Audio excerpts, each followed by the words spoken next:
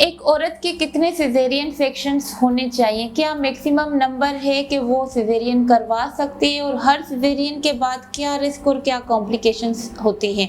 चलिए आइए इस टॉपिक पे बात करते हैं। मेरा नाम है डॉक्टर माला शाहानी और मैं as a consultant gynaecologist and obstetrician Altamash General Hospital में क्लिनिक करती हूँ।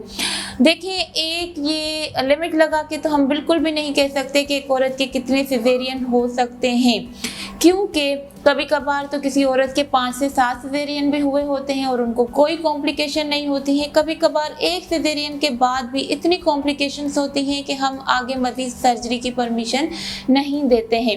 पहले ज़माने में तो सिजेरियन का रेट भी इतना नहीं होता था, सिर्फ 15% था, लेकिन आजकल सिजेरियन का रेट ऑलमोस्ट 50% है, क्योंकि माँ की कॉम्प्लिकेशन, मैटरनल और फीटल कॉम्प्लिकेशंस आजकल ज़्यादा सामने आ रही हैं, जैसे ही रिसेंट और न्यू इन्वेस्टिगेशंस करवाई जाती है। हर सर्जरी अपने साथ कुछ ना कुछ रिस्क तो लेके आती है। जैसे कि अगर हमने एक सर्जरी की तो उसके साथ वाली जो क्लोज में होते हैं स्ट्रक्चर्स, जैसे कि इंटेस्टिन हो गया, एंटीरियर एब्डोमिनल वॉल हो गया, ब्लैडर हो गया, ओमेंटम हो गया, ये चिपक जाता है, एडिजेंस हो जाती है। तो जैसे ही नंबर ऑफ सर्जरी या सिजेरियन बढ़ता जाएगा, एडिजेंस का रिस्क उतना ही बढ़ता है और एडिजेंस की वजह से रिस्क ऑफ इंजरी आसपास की स्ट्रक्चर्स को ज़्यादा हो जाता है। और सिजेरियन के दौरान जो सबसे ज़्यादा इंजरी का रिस्क होता है वो यूरिनरी ब्लैडर को होता है।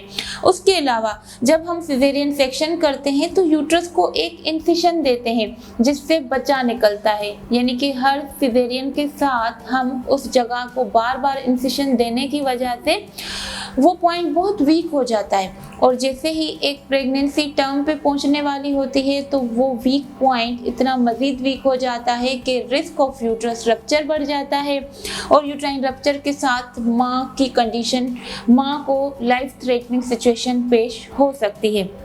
उसके अलावा प्लासेंटा उस स्कार के साथ बिल्कुल चिपक जाता है, जिस कंडीशन को हम कहते हैं मॉर्बिडली एडहेरेंट प्लासेंटा, जिसमें एक्रीटा, इनक्रीटा या परक्रीटा होता है। या तो वो प्लासेंटा यूट्रस के साथ चिपकी हुई होती है या फिर वो आसपास की स्ट्रक्चर्स जैसे इंटेस्टिन या यूरिनरी ब्लैडर के साथ चिपक जाती है।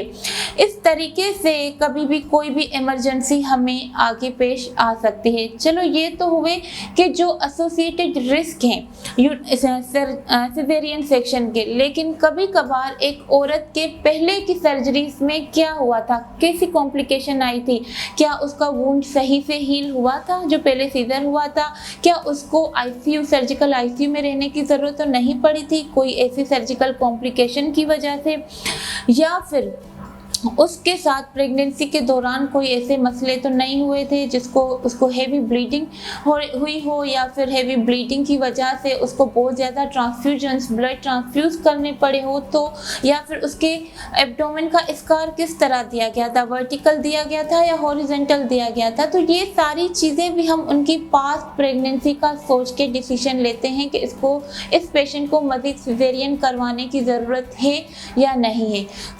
सही मानों में बोला जाए तो एक लिमिट, एक स्टैंडर्ड नंबर नहीं है, लेकिन अगर हम रफली कोई स्टैंडर्ड नंबर बोलें तो वो होगा कि एक औरत 3 सिजेरियन ज़्यादा सेफली करवा सकती है। उसके बाद हर सिजेरियन के साथ उसकी कॉम्प्लिकेशंस का रिस्क बढ़ता जाता है।